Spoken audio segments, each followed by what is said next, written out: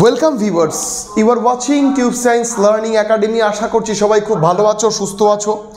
আজকে আমরা যে বিষয়টা নিয়ে তোমাদের সাথে আলোচনা করব, যারা যারা ইতিমধ্যেই WBCS দিয়ে এসছো, একাডেমির তরফ থেকে হিউজ ক্যান্ডিডেট যারা WBCS দিয়েছো এবং যারা যারা অনলাইন ব্যাচে ছিলে তারাও দিয়েছো, প্রত্যেকের কথাই আমি বলছি যে তোমরা WBCS এর প্রশ্নটা দেখার পর তোমাদের কিছু পদক্ষেপ গ্রহণ করা উচিত, যেটা আজকে আমি ভিডিওতে বলবো। WBCS এর প্রশ্নপত্র দেখার পর অনেকজন শকড। WBCS এর কোশ্চেন পেপার 2023-তে দেখার পর অনেকজন শকড। অনেকজন কিন্তু WBPSCর যে বলা যেতে পারে WBPSC কিন্তু ফর্মে আছে। মানে কেন? WBPSC যে কোশ্চেন স্ট্যান্ডার্ডটা সলভ করেছে সেটা বলা যেতে পারে একবারে কোয়ালিটি। এবং সেই রেসপেক্টে একটা কথা বলে রাখি, এখন যেটুকু শুনতে পাচ্ছি বিভিন্ন স্যাররা বিভিন্ন ইউটিউবে দেখলাম, আমার স্টুডেন্ট মারফত খবর এসেছে যে WBCS এর যে ইংলিশের প্রশ্নপত্রটা ছিল সেটা প্রেসিডেন্সি ইউনিভার্সিটির কোনো একটা অ্যাডমিশনের ইংলিশের কোশ্চেন ডিরেক্ট তুলে দিয়েছে, গোটাটা হুবহু তুলে দিয়েছে। তো আমি জাস্ট আজকে তোমাদেরকে সেটা তুলেছে আলাদা ব্যাপার, কিন্তু আজকে আমি তোমাদেরকে এমন কিছু তথ্য বলবো যে তথ্যগুলো তোমাকে পিএসসি ক্লার্কশিপ, ফুড সাপ্লাই, মিসলেনিয়াসে এই WBCS যে একটা বিপদে ফেলে দিয়েছিল সেটা কিন্তু ফেলবে না। জানো WBCS কেন এরকম প্রশ্ন করাতে সবাই একবার ধাক্কা খেয়ে গেল? তুমি দেখবে যারা রেগুলারলি WBCS দেয়, যারা যারা অনেকজন বলছো, আমি একটা এক্সপেক্টেড কাটাবের ভিডিও করেছি WBCS এর, অনেকজন বলছো স্যার এত কম যাবে না।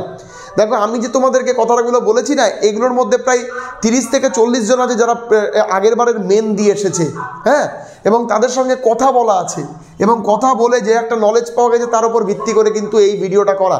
অত সহজে কিন্তু আমার মতে যেটা আমি কাট অফ করেছি সেই কাট অফ যদি সেরকমই যাওয়ার সম্ভাবনা বেশি, যদি সেরকম ভ্যাকেন্সি থাকে। আমি বারবার বলেছি ভ্যাকেন্সির পরিপ্রেক্ষিতে কাট অফটা কিন্তু ভ্যারি করে, ঠিক আছে? এইবার পিএসসি ক্লার্কশিপ, ফুড সাপ্লাই, মিসলেনিয়াসে যে এরকম প্রশ্ন WBPSC করবে না, কোথায় লেখা আছে? WBPSC তো এদের অর্গানাইজ করছে, WBPSC WBCS প্রিলিমিনারি নিয়েছে, তো তারাই তো পিএসসি ক্লার্কশিপ নেবে, ফুড নেবে, মিসলেনিয়াস নেবে। তো কি করে কোন পন্থা অবলম্বন করলে এই সমস্যাটা হবে না? দেখো আলটিমেট কোশ্চেন তো ডিফিকাল্ট হয়েছে, এই কথা বলার কোনো অপেক্ষা রাখে না, ঠিকঠাক। কিন্তু আমি একটা কথা বলি, আস্তে আস্তে তোমরা একটু ম্যাথের যে অ্যালজাবরা সেকশন, সেই অ্যালজাবরা সেকশনের দিকে একটু নজর দাও, ঠিক আছে? তারা কিন্তু একটু ম্যাথের এই অ্যালজাবরা সেকশনের দিকে ইন্টারেস্টেড দেখাচ্ছে, এবং তুমি যদি WBCS মেন্টেনের দিকেও দেখাও তাহলে কিন্তু তোমরা বুঝতে পারবে, ঠিক আছে? এইবার দেখো আমি একটা তোমাদের পরিষ্কার কথা বলছি যে শুধু MCQ পড়ো না, MCQ শুধু পড়ো না, হ্যাঁ পড়বে না।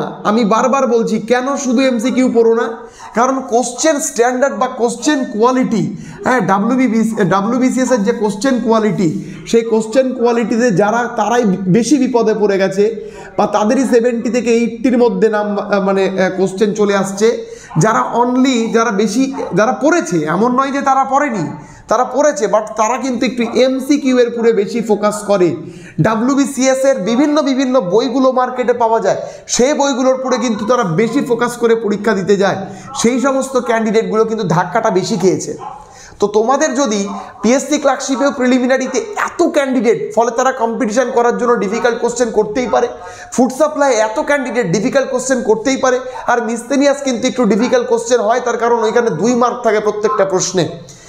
ভালো করে মাথায় রাখো। তো তোমাদের এখন থেকে কোন পন্থা বা পদ্ধতিগুলো অবলম্বন করা দরকার, যেটা আমার মনে হয় তোমরা যে বইটাই পড়ো না কেন, সেই বইটাকে অ্যানালাইসিস, একটা টেক্সট বই, যে কোনো টেক্সট বুককে আগে অ্যানালাইসিস ভাবে পড়ো।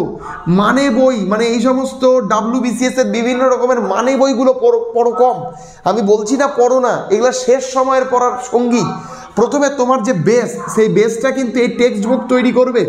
জীবন মুখোপাধ্যায়, আজকালকার দিকে জেনারেশনে কোনো ক্যান্ডিডেট জীবন মুখোপাধ্যায় সেরকমভাবে থরলি পড়তে চায় না, তারা কিন্তু অনেক দামি বই কিনে পড়ে, যে সমস্ত বইয়ের মধ্যে সমস্ত সাবজেক্ট ইনক্লুড আছে সে সমস্ত সাবজেক্ট বেশি পড়ার ট্রাই করে।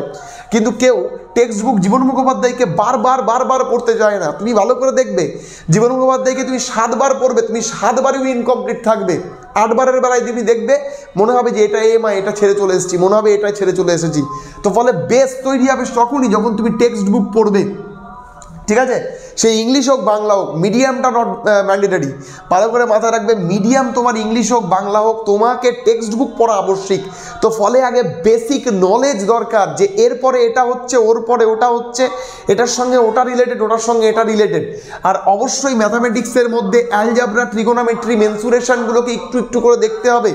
তার কারণ এই দিকে আস্তে আস্তে, বহুদিন আগে রেল এদিকে ব্যাকআপ নিয়েছে, আস্তে আস্তে WBCS ও WBPSC ওদিকে ব্যাকআপ নিচ্ছে। তারা তো বারবার বলছে যে West Bengal board of secondary education থেকে আমরা প্রশ্ন করব। West Bengal board of secondary এডুকেশনের মধ্যে সব কিছু রয়েছে, ভালো করে লক্ষ্য করবে। তো আমি তোমাদের একটাই বলবো, কিছু কিছু টিপস, যে টিপসগুলো আমার মতে হয় যে শুধু MCQ পড়বে না, not only MCQ not only, ভালো করে মাথায় রাখবে। সবসময় একটু ডেসক্রিপটিভ ওয়েতে পড়ার চেষ্টা করো, ঠিক আছে, একটু ডেসক্রিপটিভ ওয়েতে পড়ার চেষ্টা করো।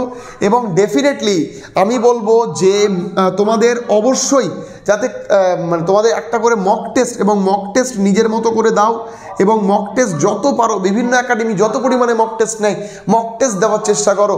এবং আমি অবশ্যই এই 3 নম্বর লাইনটা আমি খুব ভালো করে বলবো যে টেক্সট বুক পড়ো। আমি তোমাদের বারবার বলছি, প্রশ্নপত্র ডিফিকাল্ট করবে এটা মাথায় ঢুকিয়ে নাও, ঠিক আছে, এর কোশ্চেন স্ট্যান্ডার্ড হবে, এটা ঢুকিয়ে নাও, ঠিক আছে। কেউ যদি ভেবে রাখো যে প্রশ্নপত্র আগের বছরের মতোই হবে, এর কিন্তু হবে না, ঠিক আছে। কারণ আগের বছর 7 লাখ, 8 লাখ, 10 লাখ ছিল, এবার কিন্তু কোনো কোনো পরীক্ষায় 20 লক্ষ ক্যান্ডিডেট আছে। তো ফলে মাথায় রাখতে হবে।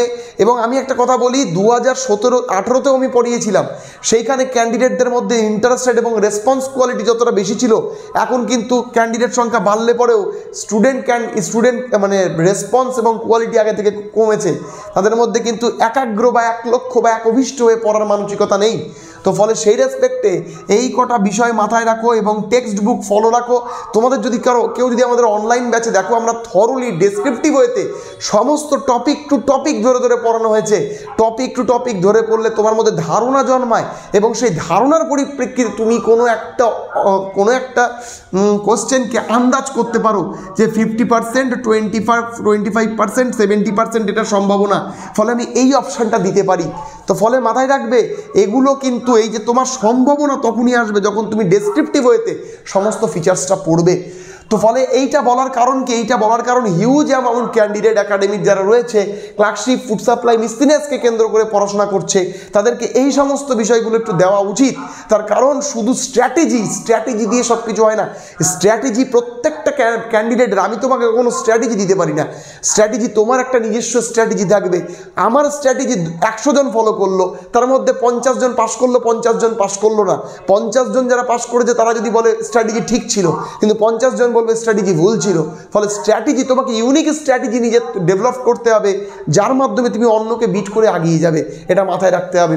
তো স্ট্র্যাটেজি নিয়ে কখনো হয় না। তো এই সমস্ত বিষয়গুলো একটু মাথায় রাখবে, যেগুলো তোমাকে আপকামিং এক্সামিনেশানে এইরকম ধাক্কা থেকে বাঁচাবে। হতেই পারে প্রশ্নপত্র স্ট্যান্ডার্ড, কাট অফও কম যাবে, তাই বলে কাট অফ কিন্তু 80-90 যাবে না, মাথায় রাখবে। তেমন ঠিক একই রকমভাবে এখানে স্টুডেন্টের প্রেশার রয়েছে, করাপশন রয়েছে। আমি বারবার বলছি, ওয়েস্ট বেঙ্গলে করাপশন রয়েছে। ফলে এই সমস্ত বিষয়গুলো মাথায় করে যদি ভালো নম্বর না উঠাতে পারো, আলটিমেট কিন্তু কোনো লাভ হবে না।